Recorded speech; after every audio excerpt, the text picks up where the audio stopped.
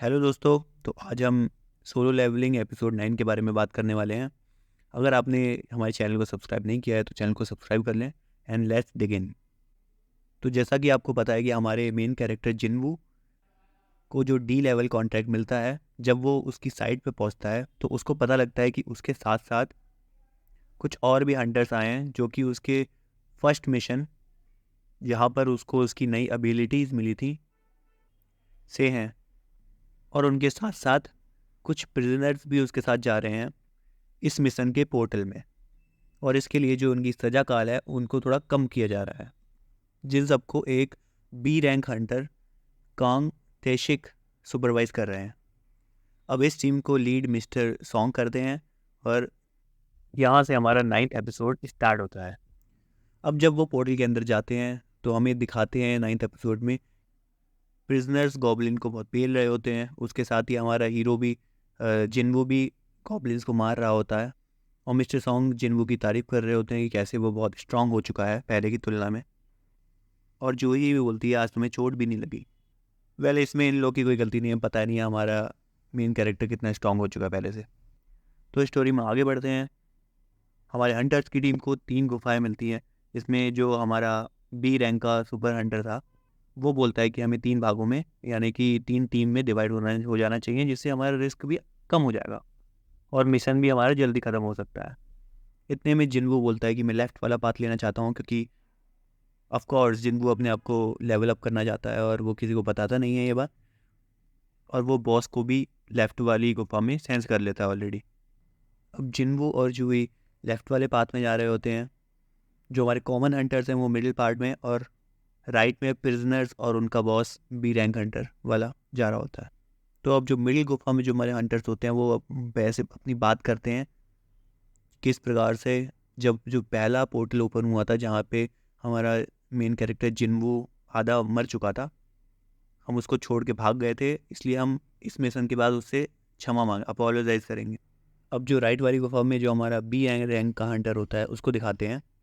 और ये भी दिखाते हैं कि कैसे जो प्रिजनर थे बड़ी आसानी से गॉब्लिन्स को मार रहे होते हैं, और बोलते हैं ये काम तो बहुत ईजी है हमारे लिए। तभी बी रैंक हंटर उनसे पूछता है क्या तुम जिस प्रकार से गॉब्लिन्स को मार रहे हो उस प्रकार से ह्यूमंस को भी मार सकते हो। तो वो लोग कहते हैं गॉब्लिन्स और ह्यूमंस आपस में बहुत ही ज़्यादा डिफरेंस नहीं है इन दोनों में। और फिर हमें बैक स्टोरी दिखाते हैं कि क्यों वो हंटर्स या इस पोर्टल में आए हैं। तो कुछ समय पहले ये जो प्रिजनर्स थे, इन तीनों ने एक लड़की को वॉयलेट किया था, यानी कि उसके साथ गलत काम किया था और फिर उसे मार दिया था। तो उसका पापा उनसे इस बी रैंक हंटर से बोलता है कि ये सब करने के बावजूद ये जो प्रिजनर्स हैं इनकी सेंटेंस कम हो जाएगी, यानी कि इनकी सज़ा कम हो जाएगी अगर ये किसी रेड पे जाएं या फिर किसी पोर्टल में सरकार का काम करें। और वो उसका बाप इनसे इस बी रैंक हंटर से प्रार्थना भी करता है कि मैं आपको 3 बिलियन येन देने का वादा करता हूँ, जो कि एक जापानीज़ करेंसी है, कि अगर आप उस डंजन में जाकर ही इन तीनों को मार दें, क्योंकि अब मेरी बेटी वापस आने वाली नहीं है और मैं नहीं चाहता कि ऐसे प्रिजनर जो ऐसा काम करते हैं वो भी जिंदा रहें। अब हमारे प्रेजेंट टाइम में बी रैंक हंटर उनसे बोलता है कि मैं बाहर जाकर ये रिपोर्ट करूँगा कि तुम तीनों मर चुके हो गॉब्लिन्स की लड़ाई में। अब जो हमारे मिडिल वाले हंटर होते हैं जो मिडिल गुफा में गए होते हैं, वो उनका जो पाथ होता है वो बी रैंक हंटर के पाथ से कनेक्ट होता है। तो वो देख लेते हैं कि जो बी रैंक हंटर है वो तीनों प्रिजनर्स को मार रहा है और मार चुका है। अब जो बी रैंक हंटर है वो उनके पास भी जाता है, बोलता है अब मेरा काम और आसान हो गया है, अब पता नहीं वो उन्हें मारेगा नहीं मारेगा। वही हमारे मेन हंटर को पता लगता है, कुछ आवाज़ें आती हैं चिल्लाने की, तो वो भागते हुए मिस्टर किम की ओर जाता है जो कि मिडिल गुफा में गए होते हैं। और वहाँ जाके वो देखता है कि तीनों प्रिजनर मर चुके हैं, और जो हंटर्स हैं मिस्टर किम के साथ वो भी मर चुका है और मिस्टर किम बहुत जख्मी हालत में है। वो जूही को बोलता है मिस्टर किम को जल्दी हील करो। हालांकि मिस्टर किम की जो इंजरीज थी बहुत ज़्यादा बदतर हो चुकी थी।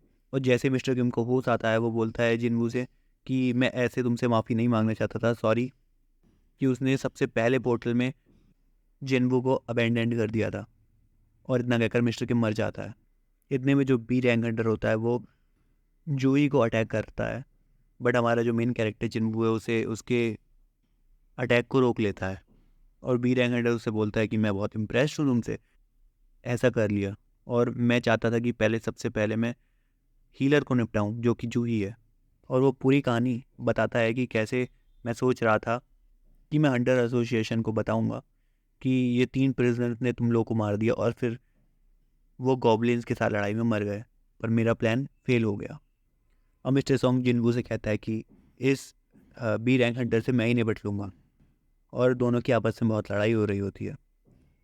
बहुत कमाल के एक्शन सीन्स के बाद हमें दिखता है कि मिस्टर सॉन्ग बहुत बुरी तरह से घायल हो चुके हैं क्योंकि उनका एक हाथ नहीं है, और जूही भी उन्हें फर्दर हील नहीं कर सकती क्योंकि वो बहुत एग्जॉस्ट हो चुकी है।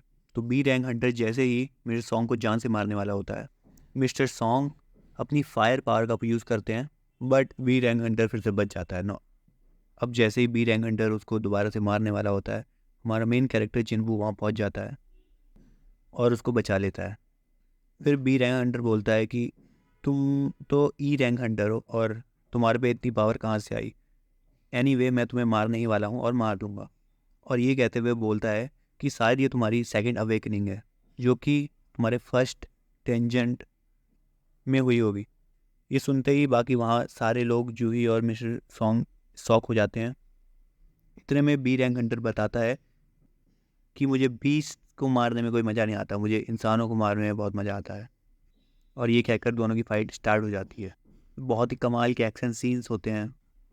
फाइट देखकर ये पता लगता है कि दोनों के पास इक्वली स्ट्रेंथ है और एजिलिटी भी दोनों की सेम ही है।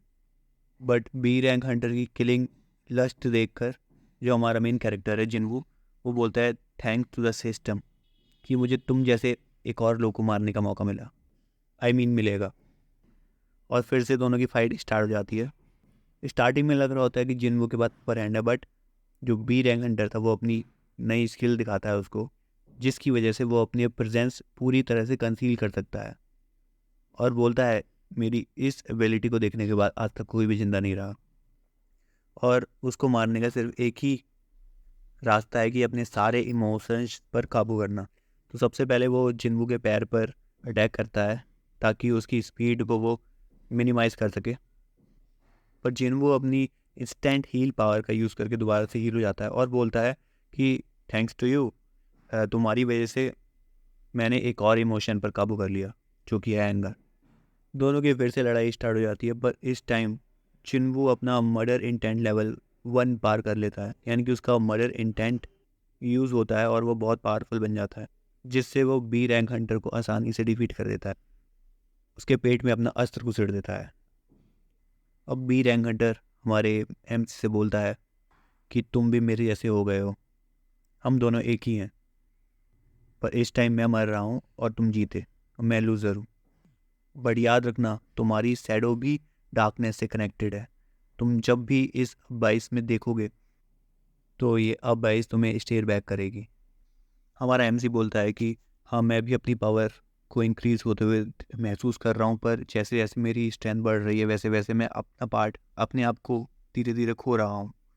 अब जूही और मिस्टर संग जिनवो को थैंक यू बोल रहे होते हैं, बट जिनवो उनसे बोलता है तुम इस टेंशन को अभी लीव कर दो, मैं जा रहा हूँ बॉस से अकेले लड़ने। अब हंटर एसोसिएशन वालों को जब तक पता लगता है कि कांग तैशिक जो कि बी रैंक हंटर था जिसे अभी जिनवू ने मार दिया है, वही मर्डर्स के पीछे इन्वॉल्व था। अब जो सर्वेलेंस डिपार्टमेंट से आया होता है वो आकर पूछता है कि तुम तीनों में से किसने बी रैंक हंटर को मारा। ये सुनकर जिनवू अपने मन में सोच रहा होता है कि अब मैं रिकॉग्नाइज हो जाऊंगा, यानी कि मेरा जो सीक्रेट है वो सबके सामने बाहर आ जाएगा। बट इतने में ही मिस्टर संग बोलते हैं कि मैंने ही उस बी रैंक हंटर को मारा। फॉर द टाइम बीइंग जो सर्वेलेंस डिपार्टमेंट वाला होता है वो उनकी बातों को बाय कर लेता है, यानी कि मान लेता है, पर उसके पास अभी भी थोड़ा शक होता है। हमारा एमसी मिस्टर संग को थैंक यू बोलता है, और अब दिखाते हैं कि 3 घंटे बाद जूही के हाथ में एक क्रिस्टल होता है जो कि हमारा एमसी सबसे पहले पोर्टल में अर्न करता है। और जूही पूछती है क्या तुम्हें ये रिमेंबर है। बस इतना ही कह के हमारा 9th एपिसोड ख़त्म हो जाता है। अगर वीडियो अच्छी लगी हो तो हमारे चैनल को सब्सक्राइब करना मत भूलिए, और कमेंट कीजिए कि कौन सा पार्ट आपको अच्छा लगा और क्या मैं इम्प्रूव कर सकता हूँ। Thank you.